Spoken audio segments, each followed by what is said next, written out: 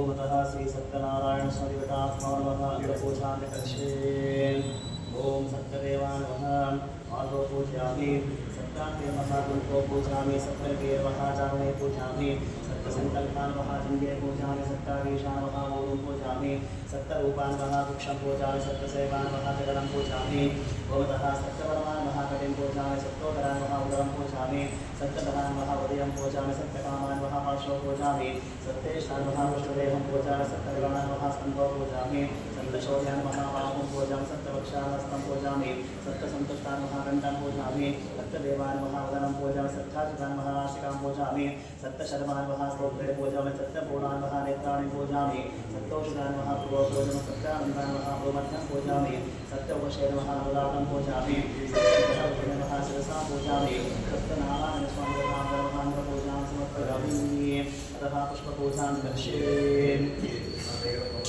ओम सत्यदेवाय नमः पुष्पं समर्पयामि सत्याग्ने नमः नादीपुष्पं समर्पयामि सत्यनिधये नमः चम्पकपुष्पं समर्पयामि सत्यसङ्कल्पान् महामकरपुष्पं समर्पयामि सत्याग्रान् नमः शतपुष्पं समर्पयामि सत्यरूपान् नमः कन्यापुष्पं समर्पयामि सत्यवरमान् महामल्लिकापुष्पं समर्पयामि सत्योदरान् महायुगन्तिकापुष्पं समर्पयामि सत्यधर्मान् महाजलिकनिकापुष्पं समर्पयामि सत्यकामान् महासेपुष्पं समर्पयामि सत्येष्ठान् महापादापुष्पं समर्पयामि सत्यनारायण महामन्नापुष्पं समर्पयामि सत्यशान्तान् महानन्दपुष्पं समर्पयामि सत्यक्षान् महाआरतीपुष्पं समर्पयामि सत्यसन्तुष्टान् महागीतकेपुष्पं समर्पयामि सत्यदक्षान् महामन्दारपुष्पं समर्पयामि सत्याचितान् महापासेपुष्पं समर्पयामि सत्यानन्दान् महामतः पूर्वपुष्पं समर्पयामि सत्योपशेन महासुगन्धराय पुष्पं समर्पयामि सत्यघातुने नमः अमरपुष्पं समर्पयामि तथा सत्यनारायणस्वामिनां नमः पुष्पपूजां समर्पयामि अतः पुष्पपूजां करिष्ये ओम सत्यदेवाय नमः तुलसीपत्रं समर्पयामि सत्याग्ने नमः नादीपुष्पं समर्पयामि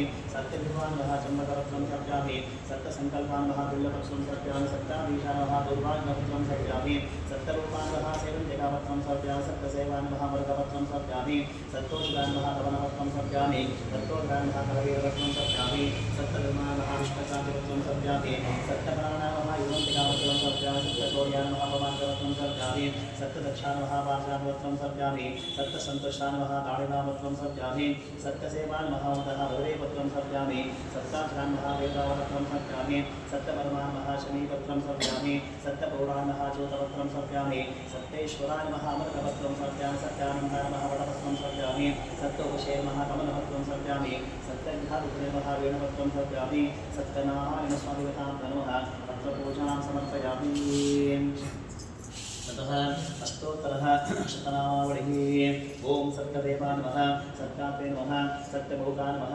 सत्यपुरुषाय नमः सत्यनाथाय नमः सत्यसाक्षी नमः सत्ययोगाय नमः सत्यज्ञानाय नमः सत्यज्ञानप्रियाय नमः सत्यप्रिये नमः सत्यसंभवाय नमः सत्यप्रभवे नमः सत्येश्वराय नमः सत्यकर्मणे नमः सत्यपवित्राय नमः सत्यमङ्गलाय नमः सत्यकर्ताय नमः सत्यप्रजापतये नमः सत्यविक्रमाय नमः सत्यसिद्धाय नमः सत्याच्युताय नमः सत्यवीराय नमः सत्यबोधाय नमः सत्यधर्माय नमः सत्यगजाय नमः सत्यसन्तुष्टाय नमः सत्यवराहाय नमः सत्यप्रभवे सत्यप्राणाय नमः सत्यपूर्णाय नमः सत्तोषधाय नमः सत्यशाश्वताय नमः सत्यप्रवर्तनाय नमः सत्यविभवे नमः सत्यज्येष्ठाय नमः सत्यश्रेष्ठाय नमः सत्यविक्रमणे नमः सत्यधन्विने नमः सत्यवेदाय नमः सत्याधीशाय नमः सत्यकृतवे नमः सत्यकामाय नमः सत्यवत्सलाय नमः सत्यवसुवे नमः सत्यवेदाय नमः सत्यरुद्धाय नमः सत्यब्रह्मणे नमः सत्यामृताय नमः सत्यवेदाङ्गाय नमः सत्यचतुरात्रे नमः सत्यभोक्ते नमः सत्यशुचये नमः सत्याचिताय नमः सत्येन्द्राय नमः सत्यशङ्कराय नमः सत्यस्वधाय नमः सत्यनीवाय नमः सत्यवेदाय नमः सत्यवेद्याय नमः सत्यजोषाय नमः सत्यमायाय नमः सत्यमोहाय नमः सत्यासुरानन्दाय नमः सत्यसागराय नमः सत्यतपसे नमः सत्यसिंहाय नमः सत्यमृगाय नमः सत्यलोकपालकाय नमः सत्यस्थिताय नमः सत्योषधाय नमः सत्यदिक्पालकाय नमः सत्यमरुद्धराय नमः सत्यामृजाय नमः सत्यवाक्याय नमः सत्यगुरुवे नमः सत्यन्यायाय नमः सत्यसाक्षी नमः सत्यसमृताय नमः सत्यसम्प्रदाय नमः सत्यवन्द्ये नमः सत्यवायुवे नमः सत्यशेखराय नमः सत्यानन्दाय नमः सत्याग्राजाय नमः सत्यश्रीपादाय नमः सत्यभुक्षाय नमः सत्योदाय नमः सत्यवदयाय नमः सत्यकमलाय नमः सत्यनारायणाय नमः सप्तहस्तान् नमः सप्तबाहुवे नमः सप्तमुखान् नमः सप्तजिह्वान् नमः सप्तदंष्टान् नमः सप्तनासिकान् नमः सप्तश्रोत्रान् नमः सप्तचक्षुषे नमः सप्तशिरसे नमः सप्तमुकुटान् नमः सप्त्याम्भरान् नमः सप्ताम्बरान् नमः सप्तायुधान् नमः सप्तश्रीवल्लभान् नमः सप्तगुप्तान् नमः सप्तपुष्करान् नमः सप्तगणान् नमः सप्तभावार्थान् नमः सप्तग्रहरूपिणे नमः सप्तप्रहणाय नमः ओं तथा सत्यनारायणस्वामिगतां नमः स्तोत्रः शतनामावलिः पूजां सत्यामि अतः महालक्ष्मीदेवतां नमः अष्टोत्तरः शतनामावलिः ओं प्रकृते नमः विकृते नमः विद्या नमः सर्वभूतैकप्रदां नमः सत्ता नमः विभूते नमः सर्वदे नमः परमात्मकाय नमः वाचे नमः पद्मावे नमः पद्मनिलयाय नमः सुखिये नमः स्वाहा नमः सुधा नमः सुधा नमः गन्धा नमः हिरण्मये नमः महालक्ष्मी नमः वित्तपुष्टाय नमः विभावर्ये नमः आदित्ये नमः दीप्ताय नमः वसुधाय नमः वसुधारण्ये नमः कमलाय नमः कान्ताय नमः कामाक्षी नमः कमलसम्भवाय नमः अनुत्तरदाय नमः बुद्धये नमः अनगाय नमः हरिवल्लभाय नमः शोकाय नमः अमृताय नमः दीप्ताय नमः लोकशोकविनाशिन्ये नमः धर्मनिलयाय नमः करुणाय नमः लोकमात्रे नमः पद्मप्रियाय नमः पद्मस्थाय नमः पद्माक्षे नमः पद्मसुन्दर्ये नमः पद्मोद्भवाय नमः पद्ममुखे नमः पद्मनाभप्रियाय नमः नमाय नमः पद्ममालाय नमः देवीये नमः पद्मिन्ये नमः पद्मगन्धिने नमः पुण्यगन्धाय नमः सुप्रसन्नाय नमः प्रसादाय मुखे नमः प्रभा नमः चन्द्रवदनाय नमः चन्द्राय नमः चन्द्रसहोदर्ये नमः चतुर्भुजाय नमः इन्द्राय नमः इन्द्रशीतलाय नमः अहन्ताजनने नमः पुष्टे नमः शुभाय नमः शुभकर्ये नमः सत्ये नमः विमलाय नमः विश्वजय नमः पुष्टे नमः आदित्यहनाशे नमः वेदविष्कर्णे नमः शान्ताय नमः शुक्लमाल्यामय नमः श्रिये नमः भास्कर्ये नमः बिल्वनिलयाय नमः वरारोहाय नमः यशस्विन्ये नमः वसुन्धराय नमः उदराङ्गाय नमः हरिण्ये नमः एवमालिन्ये नमः दर्भान्यकार्ये नमः सिद्धये नमः स्त्रेण सौम्याय नमः शुभप्रदाय नमः उमेशकटानन्दाय नमः वरलक्ष्मीये नमः वसुप्रदाय नमः शुभाय नमः हिरण्यप्राकाराय नमः समुद्रतनयाय नमः जयाय नमः मङ्गलाय नमः विष्णुवक्षस्थलस्नाय नमः विष्णुभक्त्यै नमः प्रसन्नाक्षे नमः नारायणसमासिताय नमः कान्तकंसिन्ये नमः देव्ये नमः सर्वोपद्रवनिवारणे नमः नवदुर्गाय नमः महाकाळ्ये नमः ब्रह्मविष्णुशमात्मिकाय नमः त्रिकालसम्पन्नाय नमः ॐ श्री भुवनेश्वर्यै नमः महालक्ष्मीदेवताभ्यो नमः अष्टोत्तरः शतनामावली पूजां समर्पयामि ओम तथा नैवेद्यार्थे विश्वामित्रादेवता देवी का संधा ओम भूर्भुवः स्वाहा तत्सवितुर्वरेण्यं भर्गो देवस्य धीमहि धियो यो न प्रचोदयात् सत्यन्ततप्तेन पश्यन्तामृतो समर्पये स्वाहां देवस्वामिहि प्राणाय स्वाहा ज्ञानाय स्वाहा उदानाय स्वाहाय स्वब्रह्मणे स्वाहा महालक्ष्मीदामरसरः श्री सत्यनारायण स्वामिदेवताभ्यो नमः नैवेद्यार्थे अस्माकं निवेदयामि अतः भूमिरजयन्तः पञ्चकरः पूर्णपञ्चकरं निवेदयामि सत्येन पानं सन्तनं भूमिरताम्बूलं सुवर्णपुष्पदक्षिणां समर्पयामि ओम शुक्लांबरधरं विष्णुं शशिवर्णं चतुर्भुजं प्रसन्नवदनं ध्याये सर्वविघ्नोपशान्तये नारायणं नमस्कृत्य धनं चैव नरोत्तमं देवीं सरस्वतीं व्यासं ततो जयमुदीरयेत् ಸ್ಕಂದಪುರಾಣದ ದೇವಾಖಂಡದಲ್ಲಿರುವ ಶ್ರೀ ಸತ್ಯನಾರಾಯಣ ಸ್ವಾಮಿಯ ವ್ರತಕಥೆ ಪ್ರಥಮಾಧ್ಯಾಯ.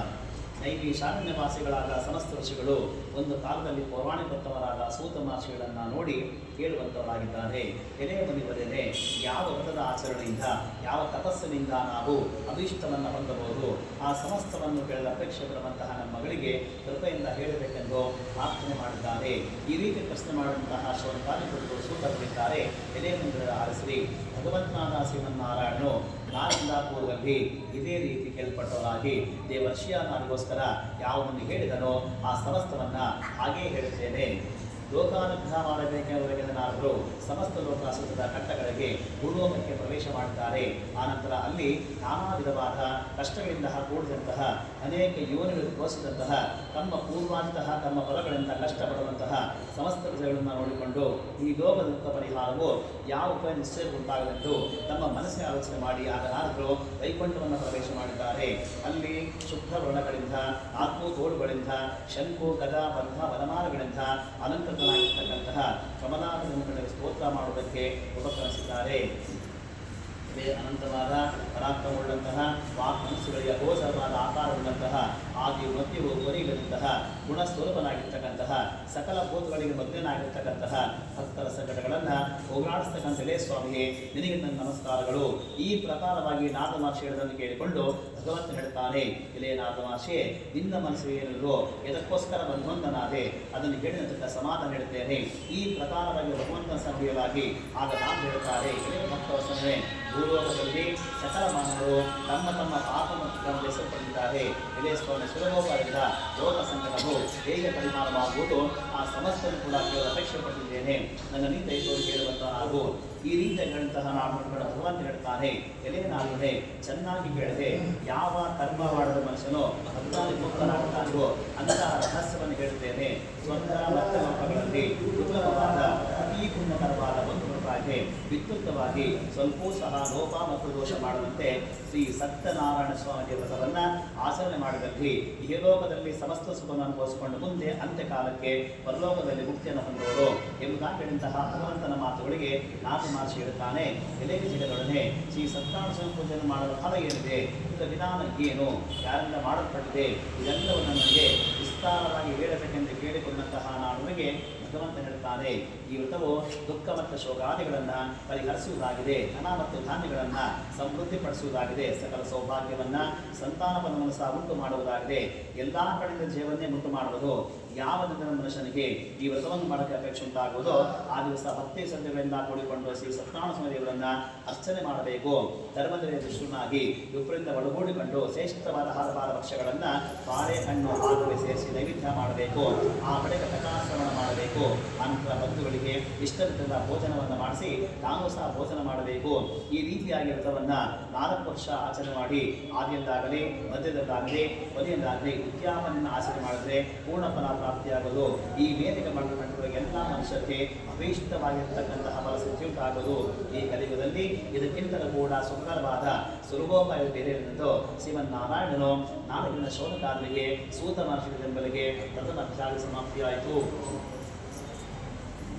ಈಗ ಎರಡನೇ ಅಧ್ಯಾಯ ಪುನಃ ಸೂತ ಹೇಳುತ್ತಾರೆ. ಆನಂತರ ವಿಷ್ಣುವು ನಾರದ ಪುತ್ರಿಗೆ ನಾರದ ಮಹರ್ಷಿ, ನೀನು ಕೇಳಿದ ವ್ರತವು ಯಾರಿಂದ ಆಚರಣೆ ಮಾಡಲ್ಪಟ್ಟಿತೋ ಆ ವಿಷಯದ ಪುರಾತನವಾದ ಇತಿಹಾಸವಿದೆ, ಅದನ್ನು ಹೇಳುತ್ತೇನೆ ಕೇಳು. ಅತಿ ಮನೋಹರವಾದ ಕಾಶಿ ಪಟ್ಟಣದಲ್ಲಿ ಒಬ್ಬ ಬ್ರಾಹ್ಮಣನ ವಾಸ ಮಾಡ್ತಾ ಇದ್ದಾನೆ. ಆತನು ಪ್ರತಿದಿನವೂ ಸಹ ಹಸುವಿನಿಂದ ಬಾಧಿತನಾಗಿ ಭೂಮಿಯ ಮೇಲೆ ತಿರುಗುತ್ತಿದ್ದಾನೆ. ದೀನರಲ್ಲಿ ಅತ್ಯಂತ ವಿಶ್ವಾಸವುಳ್ಳಂತಹ ಶ್ರೀ ಮಹಾವಿಷ್ಣುವು ವೃದ್ಧ ಬ್ರಾಹ್ಮಣ ಸ್ವರೂಪ ಧಾರಣೆ ಮಾಡಿಕೊಂಡು ಆತನು ಮುಂದೆ ಕೇಳುತ್ತಾನೆ, ಎಲೆ ಬ್ರಾಹ್ಮಣನೇ, ಪ್ರತಿದಿನ ಸ್ವರೂಪಿತನಾಗಿ ಎತ್ತಕ್ಕೋಸ್ಕರ ಭೂಮಿಯ ತಿರುಗುತ್ತಿಯಲ್ಲಿ ಕೇಳಿಕೊಳ್ಳವನಾಗಿ ಆಗ ಆತ ಹೇಳ್ತಾನೆ, ಎಲೆ ಸ್ವಾಮಿಯೇ, ನಾನು ಅತಿ ದರಿದ್ರ ಬ್ರಾಹ್ಮಣನು, ಭಿಕ್ಷೆಗೋಸ್ಕರ ತಿರುಗುತ್ತಾ ಇದ್ದೇನೆ. ಇದು ಹೇಳಿದಾಗ ಆತನ ಮಾತನ್ನು ಕೇಳಿಸಿಕೊಂಡು ಸ್ವಾಮಿ ಹೇಳ್ತಾನೆ, ಎಲೆ ಬ್ರಾಹ್ಮಣನೇ, ನೀನು ಶ್ರೀ ಸತ್ಯನಾರಾಯಣ ಪೂಜೆಯನ್ನು ಆಚರಣೆ ಮಾಡು, ನಿನ್ನ ಕಷ್ಟಗಳೆಲ್ಲವೂ ಸಹ ಪರಿಹಾರವಾಗ್ತದೆ ಎಂದು ಹೇಳಿ ಸ್ವಾಮಿಯು ಅಂತರ್ಧಾನಗೊಳ್ಳುತ್ತಾನೆ. ಅದೇ ರೀತಿಯಾಗಿ ಶ್ರೀ ಸತ್ಯನಾರಾಯಣ ಪೂಜೆಯನ್ನು ಸಂಕಲ್ಪ ಮಾಡಿಕೊಂಡು ಚಿಂತೆ ಮಾಡಿದ ಆ ರಾತ್ರಿ ನಿದ್ರೆ ಸಹ ಮಾಡಲು ಹೋಗಿದ್ದಾನೆ. ಬೆಳಗ್ಗೆ ಎದ್ದವನೇ ಯಥಾಪ್ರಕಾರ ಪುನಃ ಸಂಕಲ್ಪ ಮಾಡಿಕೊಂಡು ಶ್ರೀ ಸತ್ಯನಾರಾಯಣ ಪೂಜೆ ಮಾಡಲು ಸಂಕಲ್ಪ ಮಾಡಿಕೊಂಡು ಭಿಕ್ಷೆ ಹೊರಟು ಬಂದಿದ್ದಾನೆ. ಆದರೆ ವಿಶೇಷ ಹಣವೂ ಸಹ ಪ್ರಾಪ್ತವಾಗಿದೆ. ಅದೇ ಕಾರಣದಿಂದಲೇ ಒಂದು ಉಳಂದಿಗೆ ಕೂಡಿಕೊಂಡು ಶ್ರೀ ಸತ್ಯನಾರಾಯಣ ಪೂಜೆಯನ್ನು ವಿಶೇಷವಾಗಿ ಆಚರಣೆ ಮಾಡುತ್ತಾನೆ. ಮತ್ತು ದರಿದ್ರ ಬ್ರಾಹ್ಮಣನು ವ್ರತ ಪ್ರಭಾವದಿಂದ ಸಮರ್ಥ ಸಂಪತ್ತುಳ್ಳನಾಗೂ ದುಃಖ ರೈತನಾಗಿ ಕೂಡ ಪ್ರಕಾಶವನ್ನು ಪಟ್ಟಿದ್ದಾನೆ ಮತ್ತು ಪ್ರತಿ ತಿಂಗಳು ಕೂಡ ತಪ್ಪದೆ ಆಚರಣೆ ಮಾಡ್ತಾ ಬರ್ತಿದ್ದಾನೆ. ಈ ಪ್ರಕಾರ ಬ್ರಾಹ್ಮಣ ವ್ರತವನ್ನು ಶ್ರೀ ಸತ್ಯನಾರಾಯಣ ಸಮರ್ಪಣೆ ಮಾಡುವನಾಗಿ ಸಕಲ ವಿಧವಾದ ಪಾಪಗಳಿಂದ ಬೆಳಪಟ್ಟು ಅಸಾಧ್ಯವಾದ ಮುಕ್ತಿಯನ್ನು ಸಹ ಪಡುತ್ತಾನೆ. ಎಲೆ ನಾರದ ಮಹರ್ಷಿಯೇ, ಯಾವ ಮನುಷ್ಯನ ಭೂಮಿಯಲ್ಲಿ ಈ ವ್ರತವನ್ನು ಆಚರಣೆ ಮಾಡುತ್ತಾನೋ ಆ ಮನುಷ್ಯನ ಕಷ್ಟಗಳು ಸಹ ನಾಶವಾಗಿ ಹೊರಟುಹೋಗುತ್ತವೆ ಎಂಬುದಾಗಿ ಭಗವಂತ ಹೇಳಿದ್ದಾನೆ. ಈ ರೀತಿಯಾಗಿ ಮಹಾವಿಷ್ಣುವು ನಾನಿಗೋಸ್ಕರ ಹೇಳಿದ ಕಥೆ ನಿನ್ನಿನಿಂದ ತಿಳಿಸಲ್ಪಟ್ಟಿತು. ಮತ್ತೆ ಎಂಬುದಾಗಿ ಶಿವನ ಕುರಿತು ಸೂತರ ಸಾವಳಿಯರಾಗಿ ಆಗ ಋಷಿಗಳು ಹೇಳುತ್ತಾರೆ, ಎಲೆ ಮಹರ್ಷಿಗಳೇ, ಈ ವ್ರತವನ್ನು ಆ ಬ್ರಾಹ್ಮಣನಿಗೆ ಮತ್ತೊಂದು ಆಚರಣೆ ಮಾಡಬಹುದು. ಆ ಸಮಸ್ಯೆಯನ್ನು ಹೇಳಬೇಕೆಂದು ಕೇಳಿಕೊಂಡವನಾಗಿ ಆಗ ಪುನಃ ಹೇಳುತ್ತಾರೆ, ಮುಂದೆ ಸಮಯದಲ್ಲಿ ಬ್ರಾಹ್ಮಣತ್ವವನ್ನು ವಿಶೇಷವಾಗಿ ಪೂಜೋಪಕರಣಗಳಿಂದ 8 ವರ್ಷದ ಕೂಡುವುದನಾಗಿ ಶ್ರೀ ಸತ್ಯನಾರಾಯಣ ಪೂಜೆ ಮಾಡಲು ಪ್ರಯತ್ನ ಪಟ್ಟಿದ್ದಾನೆ. ಅದೇ ವೇಳೆ ಒಬ್ಬ ಕಟ್ಟಿಯನ್ನು ಬಂದಿದ್ದಾನೆ. ಬಂದಂಥ ಕಾಷ್ಟಾಂಗಾಗೂ ಮನೆಯ ಕಡೆ ಹೊರಳಿಸಿ ಆ ಬ್ರಾಹ್ಮಣನ ಮನೆಯ ಪ್ರವೇಶ ಮಾಡುತ್ತಾನೆ. ಅಲ್ಲರೂ ಮಾಡುತ್ತಿದ್ದಂತಹ ಶ್ರೀ ಸತ್ಯನಾರಾಯಣ ಪೂಜೆಯನ್ನು ಕಂಡು ಅಲ್ಲೇ ಕುಳಿತುಕೊಂಡು ಶ್ರೀ ಸ್ವಾಮಿಗೆ ಸಾಷ್ಟಾಂಗವನ್ನು ಮಾಡಿ ಕೇಳಿಕೊಳ್ಳುತ್ತಾನೆ. ಎಲೆ ಬ್ರಾಹ್ಮಣನೇ, ನಿಮ್ಮಿಂದ ಆಚರಣೆ ವ್ರತ ಯಾವುದು? ಇದನ್ನು ಆಚರಣೆಯಿಂದ ಫಲವನ್ನು ಹೊಂದಬಹುದು. ನನಗೆ ನನಗೆ ತಿಳಿಸಬೇಕೆಂದು ಪ್ರಾರ್ಥನೆ ಮಾಡುತ್ತಿರುವಂತಹ ಕಟ್ಟಿಗೆ ಮಾರುವವನಿಗೆ ಬ್ರಾಹ್ಮಣ ಹೇಳುತ್ತಾನೆ, ಇದು ಶ್ರೀ ಸತ್ಯನಾರಾಯಣ ಸ್ವಾಮಿ ಪೂಜೆಯು ಪೂರ್ಣ ಫಲವನ್ನು ಕೊಡುವಂತದ್ದಾಗಿದೆ. ನನಗೆ ಈ ವ್ರತ ಆಚರಣೆ ಮಾಡುವುದೆಂದರೆ ನನ್ನ ಧಾನ್ಯಾಗಿಯಾಗಿ ಅನೇಕ ವಿಧವಾದ ಸಂಬಂಧಗಳನ್ನು ತಿಳಿದುಕೊಂಡವನಾಗಿ ಹಾಗೂ ಕಟ್ಟಿಗೆ ಮಾರುವಂಥ ದರ್ಶಾಂತರನಾಗಿ ಸ್ವಾಮಿ ಪ್ರಸಾದವನ್ನು ಭಕ್ಷಣೆ ಮಾಡಿ ಜಲಪಾನವನ್ನು ಸಹ ಮಾಡಿ ಆ ದಿವಸ ಕಟ್ಟಿಗೆ ಮಾನದಲ್ಲಿ ಶ್ರೀ ಸತ್ಯನಾರಾಯಣ ಪೂಜೆ ಮಾಡಿ ಸಂಕಲ್ಪ ಮಾಡಿಕೊಂಡು ಮುಂದೆ ಹೊರಟೋಗಿದ್ದಾನೆ. ಈ ಪ್ರಕಾರದಿಂದ ಅದನ್ನು ದಿವಸ ಎಂದಿಗಿಂತ ಕೂಡ ದ್ವಿಗುಣ ಪೂಜೆ ಪಡುತ್ತಾನೆ. ಆ ಬಳಿಕ ಸಂತೋಷದಿಂದ ಅದೇ ಹಣದಿಂದ ಚೆನ್ನಾಗಿರ್ತಕ್ಕಂತಹ ಬಾಳೆಹಣ್ಣು, ಸಕ್ಕರೆ, ಹಾಲು, ಮೊಸರು ತೆಗೆದುಕೊಂಡು ನನ್ನ ಮನೆಯನ್ನು ಕೂಡ ಪ್ರವೇಶ ಮಾಡಿ ವಿದ್ಯುಕ್ತವಾಗಿ ಶ್ರೀ ಸತ್ಯನಾರಾಯಣ ಪೂಜೆಯನ್ನು ವಿಶೇಷವಾಗಿ ಆಚರಣೆ ಮಾಡುತ್ತಾನೆ. ಆ ವ್ರತಪವನವನ್ನು ದಾಂಧರ್ಯಗಳಿಂದಲೂ ಮತ್ತು ಪುತ್ರಪೋತ್ರರನ್ನು ಕೂಡಿದನಾಗಿ ಈ ಭೂಲೋಕದಲ್ಲಿ ಬೇಕಾಗಿರುವಂತಹ ಸಕಲ ಸುಖಗಳನ್ನು ಕೂಡ ಅನುಭವಿಸಿಕೊಂಡು ಅಂತ್ಯಕಾಲಕ್ಕೆ ಶ್ರೀ ಸತ್ಯನಾರಾಯಣ ಸ್ವಾಮಿಯವರನ್ನು ಪಡೆದನೆಂಬಲಿಗೆ 2ನೇ ಸಮಾಪ್ತಿಯಾಯಿತು. ಈಗ ಮೂರಧ್ಯಾಯ ಪುನಃ ಸೂತ ಹೇಳುತ್ತಾರೆ, ಎಲೆ ಮುನಿಗಳಿಂದ ಪುನಃ ಶ್ರೀ ಸತ್ಯನಾರಾಯಣ ಪೂಜೆಯನ್ನ ಅದರ ವ್ರತಮಾತ್ರ ಹೇಳುತ್ತೇನೆ ಕೇಳಿ. ಪೂರ್ವ ಕಾಲದಲ್ಲಿ ಉಲ್ಕಾಮಕನೆಂಬ ರಾಜನಿದ್ದಾನೆ. ಆತನ ಹೆಂಡತಿಯಾಗಿರುವಂತಹ ಭದ್ರಶೀಲ ಎಂಬ ಸ್ತ್ರೀಯು ಪತಿ ಸಹಿತರಾಗಿ ನದಿ ತೀರದಲ್ಲಿ ಶ್ರೀ ಸತ್ಯನಾರಾಯಣ ಪೂಜೆಯನ್ನು ಆಚರಣೆ ಮಾಡುತ್ತಾರೆ. ಅದೇ ಸಮಯಕ್ಕೆ ಅಲ್ಲಿಗೆ ವರ್ತನೆ ಬಂದಿದ್ದಾನೆ.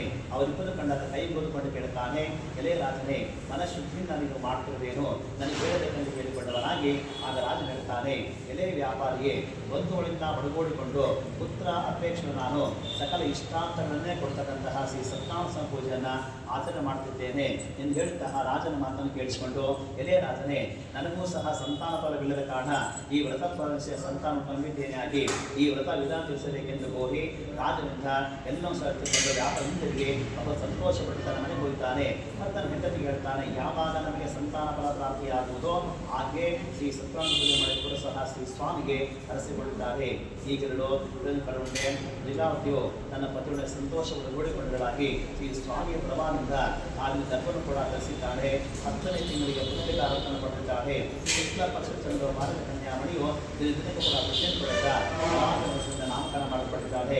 ಆಗ ಲೀಲಾವತಿ ಮರ್ತಕನ ಭಾವಿಯು ತನ್ನ ಪತಿಯನ್ನು ಕೇಳುತ್ತಾಳೆ, ಇದೇ ಸ್ವಾಮಿಗೆ ಇನ್ನು ಏತಕ್ಕಾಗಿ ನೀವು ಶ್ರೀ ಸತ್ಯನಾರಾಯಣ ಪೂಜೆಯನ್ನ ಆಚರಣೆ ಮಾಡಲಿಲ್ಲ ಅಂತ ಕೇಳಿಕೊಂಡವಳಾಗಿ ಆಗ ಆತನಿದ್ದಾನೆ, ಎಲೆ ಪೂಜೆ ಈಕೆ ವಿವಾಹ ನಮ್ಮ ಸಮಾಧಾನಪಡಿಸಿ ವ್ಯಾಪಾರಕ್ಕಾಗಿ ಮುಂದೆ ಹೊರಟೋಗಿದ್ದಾನೆ. ಕಲಾತಂಡ ಕನ್ಯೆಯು ತಂದೆ ಮೇಲೆ ಬೆಳೆತಿದ್ದಾಳೆ. ಆ ಬಳಿಕ ವರ್ತಕನು ಅವನ ಮಗಳನ್ನು ನೋಡಿಕೊಂಡು ತನ್ನ ಧರ್ಮ ಬದಲಿ ಮೇಲೆ ಶಾಸನ ಕೂಡ ಜಾಗೃತಿಯಾಗಿ ಮಗಳ ವಿವಾಹಕ್ಕಾಗಿ ಒಬ್ಬರನ್ನು ನೋಡಿಕೊಂಡು ಬರುವಂತೆ ಕಳಿಸಿಕೊಂಡಿದ್ದಾಳೆ. ಈ ರೀತಿ ಓಡುವಂತಹ ಚಾರು ಕಾಂಚನ ಬದಲು ಸೇರಿದ್ದಾಳೆ. ಅಲ್ಲೂ ಭಕ್ತನ ಕುಮಾರ ಸಕರಿದ್ದಾಳೆ. ಕಾಂತನಾಗಿಯೂ ಸುಂದರಗಿಂತ ವರನ್ನು ನೋಡಿ ಆನಂದಿಸಿದನಾಗಿ ಅದೇ ವರ್ಣಕ್ಕೆ ತಮ್ಮ ಮಗಳನ್ನ ಭಾರ್ಯೆಯನ್ನು ಕೊಟ್ಟಿದ್ದಾರೆ. ಧನ ಮತದಿಂದ ಕೂಡಂತಹ ವರ್ತಕನು ವಿವಾಹ ಕಾಲದಲ್ಲೂ ಕೂಡ ಶ್ರೀ ಸತ್ಯನಾರಾಯಣ ಪೂಜೆನ ಆಚರಣೆ ಮಾಡಲೇ ಇಲ್ಲ. ಇದರಿಂದ ನನ್ನ ಸ್ವಾಮಿಗೆ ಬಹಳ ಕೋಪುಂಟಾಗಿದೆ. ಆ ಬಳಿಕ ವ್ಯಾಪಾರದಲ್ಲಿ ಬುದ್ಧಿವಂತನಾದನು. ಕಾಲ ವಶದಿಂದ ಕರ್ಮ ವಶದಿಂದ ದೇವೇಶ್ವರನಾಗಿ ಅದರಿಂದ ಒಳಗೂಡಿಕೊಂಡು ಮನೋಹರವಾದ ರತ್ನಹಾರ ಮಡಿ ಹಳೆಯ ವ್ಯಾಪಾರವನ್ನು ಮಾಡುತ್ತಿದ್ದಾನೆ. ಮುಂದಿನ ಮಡಿಯ ಪಟ್ಟಣ ಒಡೆಯನಾದ ಚಂದ್ರಕೇತನ ರಾಜನ ಮನೆಗೆ ಇವರಿಬ್ಬರು ಸಹ ಹೊರಟುತ್ತಿರಲಾಗಿ ಮಾಡಿದ ಪ್ರತಿನಿಧಿಯಾದಂತಹ ವರ್ತಕರಿಬ್ಬರಿಗೆ ಶ್ರೀ ಸತ್ಯನಾರಾಯಣ ಸ್ವಾಮಿ ದೇವರು ಶಾಪವನ್ನು ಕೊಟ್ಟಿದ್ದಾನೆ. ಮುಂದಿನ ದಿನ ಕಳ್ಳರು ರಾಜ್ಯವನ್ನು ಕಳಿಸಿಕೊಂಡು ಆ ವರ್ತೇಶ್ ಬಳಸಿದ್ದಾರೆ. ಅಷ್ಟೇ ರಾಜಭಟರು ಕಳ್ಳನ ಹುಟ್ಟಾಬನ್ನು ಕಂಡು ಚೋರ ಕೂಡ ಬಹು ಬಲವನ್ನ ಹೊಂದಿ ಆ ಹಣವನ್ನು ಅಲ್ಲೇ ಕಣ್ಣಿನಾಂತೆ ಓಡಿಕೊಂಡಿದ್ದಾರೆ. ಆಗ ರಾಜಭಟರು ಈ ವರ್ತಕರ ಮನೆಗೆ ಬಂದಾಗ ಅಲ್ಲಿ ಅದೇ ಹಣವನ್ನು ಕಂಡು ಅವರೇ ನಿರ್ಮಾಣ ಮಾಡಿ ಅವರಿಗೆ ಹೇಳಿದ್ದಾರೆ, ಇದೇ ಪರವಳೆ ಇಬ್ಬರು ಕಳ್ಳರು ನಾವು ಮಸಿದ್ದೇವೆ, ವಿಚಾರ ಸಮಿತಿನ ಕಡೆ ಕೊಡಿಸಬೇಕೆಂದು ಕೇಳಿಕೊಂಡವರಾಗಿ ಆ ಬಳಿಕ ಮಾಡುತ್ತೇನೆ ಹಲವಾದ 12ನೇ ತರಗತಿ ಈ ಸತ್ಯಾಂಶ ಆತಂಕವಾದ ಯಾರಿಗೂ ಸಹ ಕೇಳಿಸುವಂತಿಲ್ಲ.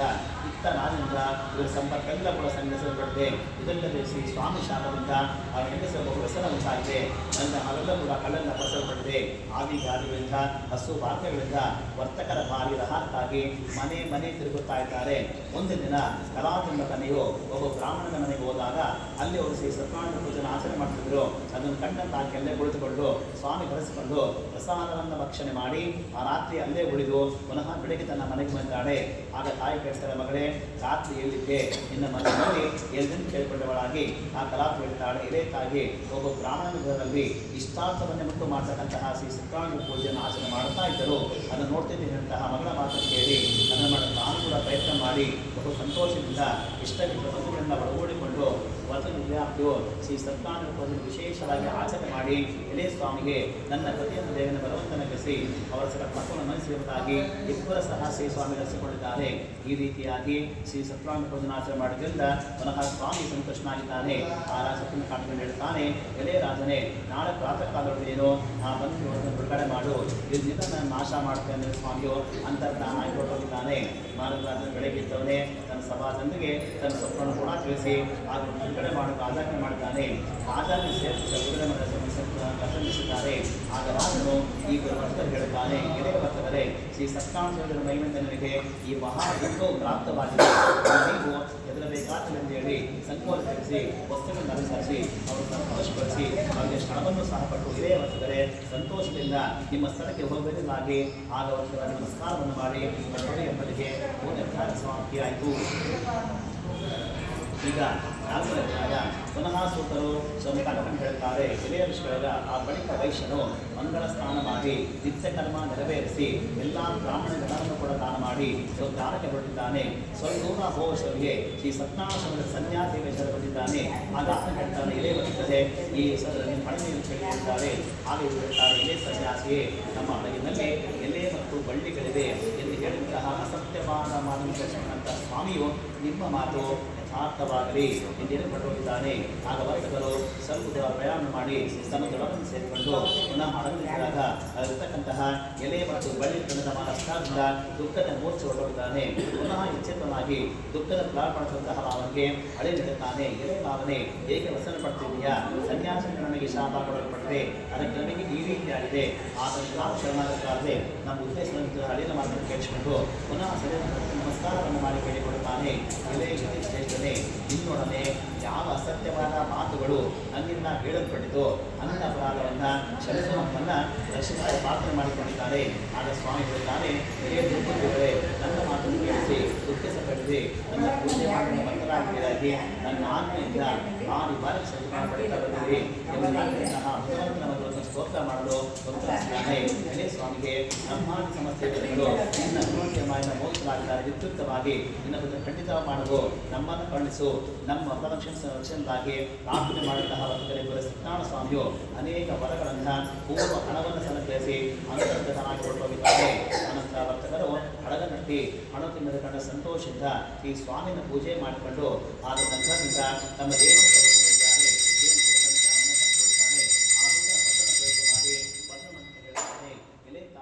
ನಿಮ್ಮ ಪತಿ ಬಂದಿದ್ದಾರೆ ಶುಭವಾರ್ತೆಯನ್ನ ಆಕೆಗೆ ಕಳಿಸಿಕೊಟ್ಟಿದ್ದಾನೆ. ಈ ರೀತಿಯಾದಂತಹ ಆ ದೂತನ ಮಂದಿರವನ್ನು ಸಂತೋಷಗೊಂಡು ಶ್ರೀ ಸತ್ಯನಾರಾಯಣ ಪೂಜೆಯನ್ನು ಆಚರಣೆ ಮಾಡಿ ತನ್ನ ಮಗನಿಗೆ ಹೇಳುತ್ತಾನೆ, ಎಲೆಯ ಮಗಳೇ, ಬದಿಯನ್ನು ನೋಡಿಕೊಂಡು ಬರಲು ಶೀಘ್ರವಾಗಿ ಬರೋಣ, ಸಿದ್ಧರಾಗಿ. ಆಗ ತಾಯಿಯ ಮಾತನ್ನು ಕೇಳಿ ಕಲಾವತಿ ಮಾಡ್ತಿರ್ತಕ್ಕಂತಹ ಶ್ರೀ ಸತ್ಯನಾರಾಯಣ ಪೂಜೆಯನ್ನು ಮುಗಿಸಿ ಅದರ ಪ್ರಸಾದವನ್ನು ತೆಗೆದುಕೊಳ್ಳದೆ ಹೊರಟು ಬಂದಿದ್ದಾರೆ. ಇದರಿಂದ ಶ್ರೀ ಸತ್ಯನಾರಾಯಣ ಹೋಗಿಕೊಂಡಿದ್ದಾನೆ. ಆಕೆಯ ಪತಿಯನ್ನ ಜಲದಲ್ಲಿ ಹಡಗಿನಲ್ಲಿ ಸಂಹಾರ ಮಾಡಿದ್ದಾನೆ. ಆ ಬಳಿಕ ಪತಿ ಕಂಡಿದ್ದ ಬೀಳಿದ್ದಾಳೆ. ಎಲ್ಲರೂ ಸಹ ಆಲೋಚನೆ ಮಾಡ್ತಿರ್ತಾರೆ. ವಿದ್ಯಾವತಿಯು ಆ ಮಗಳ ಅವಸ್ಥೆ ನೋಡುತ್ತಾ ಆಕೆ ನಕ್ಕಿಕೊಂಡಿದ್ದಾಳೆ. ಇದುವರೆಗೆ ಹಡಗಿನ ಮಾಯವಾಗುತ್ತಾನೆ.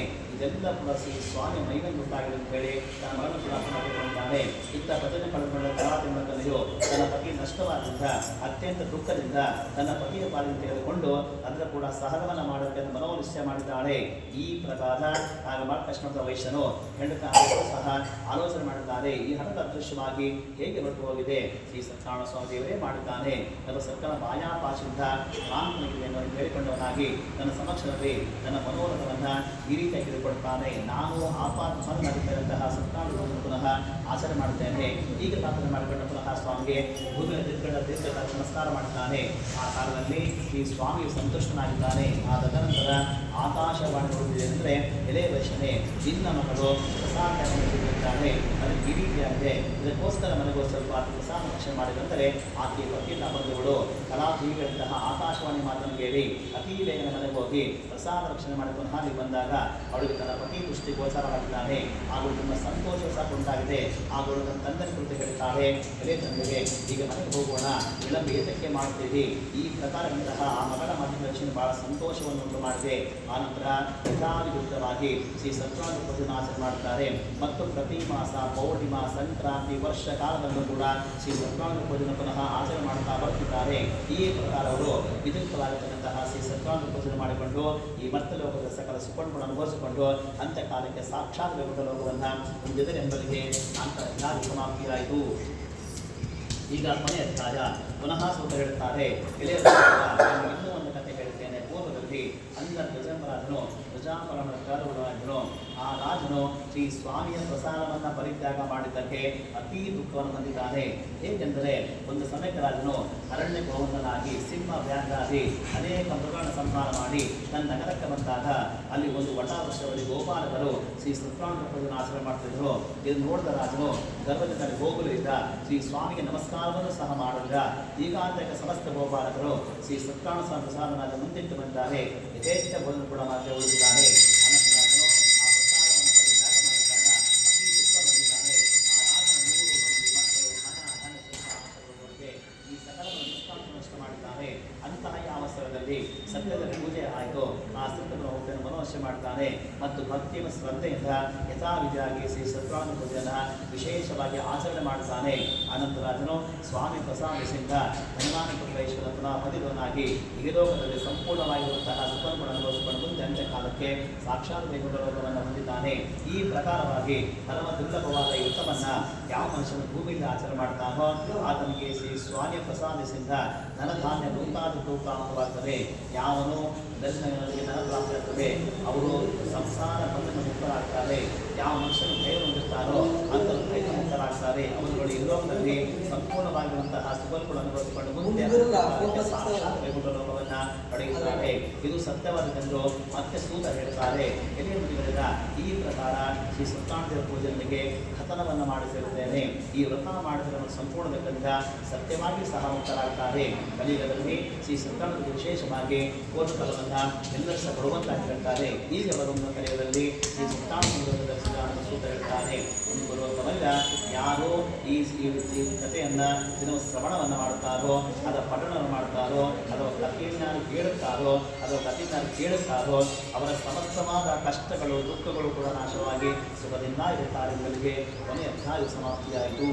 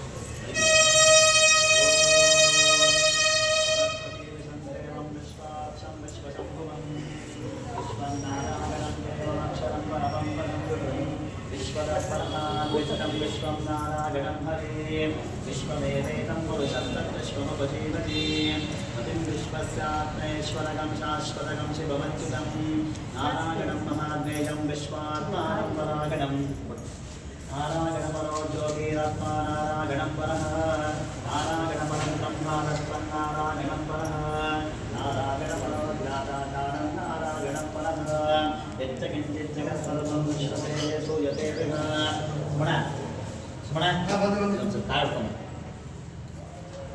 यच्च जगत्सर्वं नश्यन्ते अन्तर्बहिर्जगत्सर्वं जन्तनारायणस्थितः अनन्तमद्वयं तदिदं समुद्रे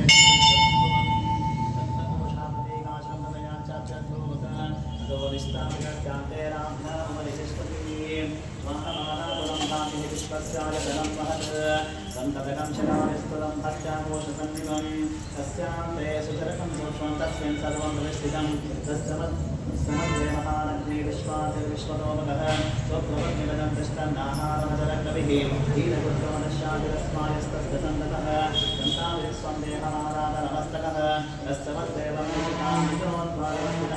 नीलकोजितमद्रस्वादुर्गोल्लेखे भवास्मः ईवानशोकवत्पन्नवीतभास्पत्वणोपमः पश्चासिकाज मध्ये परमात्मा व्यवस्थितः सब्रह्म सशिवसः निशङ्खसोक्षर परमस्मराट् ॐ तद्ब्रह्म ॐ तद्वायो ॐ तदात्मा ॐ तत्सत्यम् ॐ तत्सर्वं त्वमेव नमः अन्तःसर्वभूतेषु महाजं विश्वमोक्षो ॐ यज्ञसंहस्तारस्तं विष्णुत्वं रत्नत्वं इन्द्रत्वमध्यत्वमादित्यं सूर्यत्वं चन्द्रमासं ब्रह्मभूर्भुवस्वं शोभां पुष्पं तेज पुष्पवान् प्रजामाः प्रशमान् नमते चन्द्रमाः पुष्पं पुष्पवान् प्रजामाः प्रशमान् नमते एवं वेद गोपामायतनं वेद आयतनवान् भवति अद्यद्वापामायतनम् आयतनवान् भवति योऽस्मेरायतनं वेद आयतनवान् भवति आहो वैयाज्ञेनायतनम् आयतनवान् भवति एवं वेद योपामायतनं वेद आयतनवान् भवति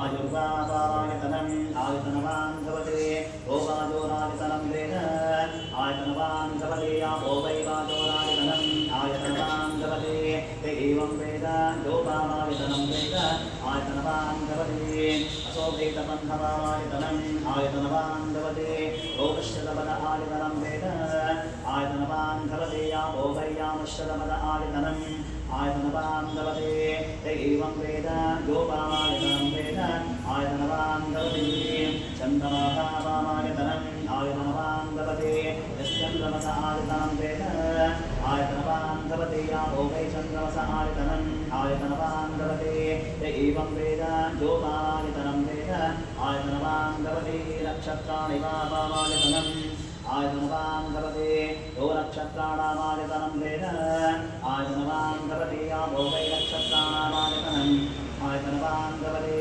एवं वेद योपामायतनं वेद आयतनवान् भवति पर्जन्यो भापामायतनम् आयतनवान् भवति यत्पर्जन्यस्यायतनं वेद आयतनवान् भवति आहो वै पर्जन्यस्यायतनम् आयतनवान् भवति एवं वेद योपामायतनं वेद आयतनवान् भवति संवत्सरो भावामायतनम् आयतनवान् भवति यत्संवत्सरस्यायतनं वेद आयतनवान् भवति आहो वै संवत्सरस्यायतनम् आयतनवान् भवति एवं वेद योऽप्सुनामं प्रतिष्ठितं वेद तत्ते वरिष्ठति आराजनाय विद्महे वासुदेवाय धीमहि तन्नो विष्णुः प्रचोदयात् महादेवे च विद्महे विष्णुपत्नी च धीमहि तन्नो लक्ष्मी प्रचोदयात् एकदन्ताय विद्महे वक्रतुण्डाय धीमहि तन्नो दन्ते प्रचोदयात् तत्पुरुषाय विद्महे महादेवाय धीमहि तन्नो रुद्रः प्रचोदयात् गणाधिपाय विद्महे कर्मसिद्ध्यै च धीमहि तन्नो गौरी प्रचोदयात् तत्पुरुषाय विद्महे महासेनाय धीमहि तन्नः षण्मुखः प्रचोदयात् तत्पुरुषाय विद्महे सुवर्णपक्षाय धीमहि तन्नो गरुडः प्रचोदयात् तत्पुरुषाय विद्महे चक्रतुण्डाय धीमहि तन्नो रविः प्रचोदयात् नागरकाय विद्महे कामकीवर्तवाय धीमहि तन्नः श्रीरामचन्द्रः प्रचोदयात् आञ्जनेयाय विद्महे महाबलाय धीमहि तन्नो हनुमान् प्रचोदयात् वज्रनगाय विद्महे ज्येष्ठतमस्ताय धीमहि तन्नो नारसिंहः प्रचोदयात् वेदात्मनाय विद्महे हिरण्यगर्भाय धीमहि तन्नो ब्रह्म प्रचोदयात् वैश्वानराय विद्महे गालीराय धीमहि तन्नो अग्निः प्रचोदयात् भास्कराय विद्महे महाकृतिकराय धीमहि तन्नो आदित्यः प्रचोदयात् हंसाय विद्महे परमहंसाय धीमहि तन्नो हंसः प्रचोदयात् पाञ्चजन्याय विद्महे वाममानाय धीमहि तन्नः शङ्खः प्रचोदयात् सरस्वत्यै च विद्महे विद्यारूपिण्यै च धीमहि तन्नो वाग्देवी प्रचोदयात् अन्नपूर्णाय विद्महे सर्वसञ्जीवन्यै धीमहि तन्नः कामदगः प्रचोदयात् कात्यायनाय विद्महे कन्याकुमारी धीमहि तन्नो दुर्गीः प्रचोदयात् भुजङ्गेशाय विद्महे सर्पराजाय धीमहि सुब्रह्मण्यस्वामिः प्रचोदयात् भूतनाथाय विद्महे बहुपुत्राय धीमहि तन्नो शास्तारः प्रचोदयात् हरिहरपुत्राय विद्महे शबरिमलेवासाय धीमहि तन्नो यत्पस्वामिः प्रचोदयात् राजाधिराजाय प्रसैकसागिनेक नमो भजं वैश्रवणाय कुर्महे समे कामान् कामकामाय मह्यं कामेश्वर वैश्रवणो ददातु कुबेराय वैश्रवणाय महाराजाय नमः ओ वेदां ब्रह्मणो वेदां प्रसेनमृतां परिः तस्मै ब्रह्म च ब्रह्मा च आयुष्कीर्तिं प्रजापतिभुवो महालक्ष्मीकृता प्रसन्नः श्रीसत्यनारायण सुकृता ब्रह्मः स्वस्तिः वेदोक्तसारः मन्त्रपुष्पं समर्पयामि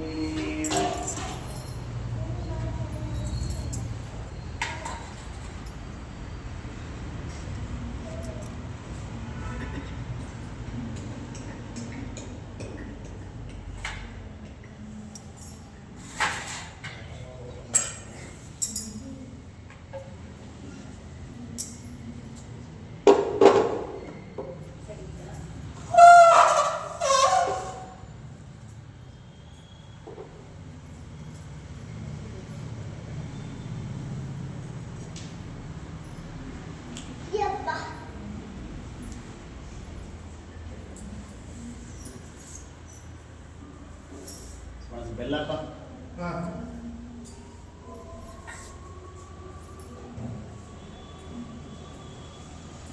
ಎಲ್ಲದೇನಪ್ಪ ಬೇಗ ಬರ